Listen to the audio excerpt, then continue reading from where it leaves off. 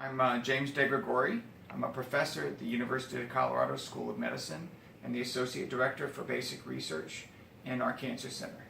And I've recently been funded by the V Foundation to better discover and exploit vulnerabilities in leukemia cells. We are working on trying to basically better treat leukemia cells.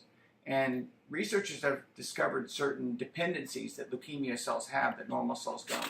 And they've learned to target these dependencies with specific therapies. And so what we've just shown is that, at least for one of these therapies, that it majorly changes the metabolism of the cells. And so we're trying to exploit this discovery to better treat the leukemia. So we've discovered that if we treat the leukemia cells with the targeted therapies, they now become very sensitive to additional treatments that cause metabolic stress to the cells. Right now, we know that for many different therapies for leukemias, particularly for therapies like AML, acute myeloid leukemia, that therapies can kill a lot of the cells, but they don't kill all the cells. And those remaining cells, the survivors, can go back and cause a relapse of the leukemia. And this is obviously very bad for the patient. So if you remember from the movie The Princess Bride, Miracle Max said that there's a big difference between being almost dead and dead. So essentially what we want to do for the leukemia cells is we want to take them from being almost dead to completely dead. So we're trying to figure out how to target those surviving leukemia cells.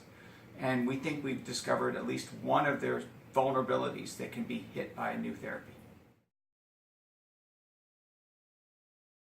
Research. When I was in high school, my high school teacher took us to hear a cancer researcher talk about his research. And I was really fascinated by the way that cancer cells can essentially evolve within us. They come from our own cells, but basically go rogue. And I wanted to better understand this so that we can both prevent the disease as well as to treat the disease. In addition, I've always been fascinated by the ability of cancer cells to evolve around treatments and to figure out how to survive despite the therapy.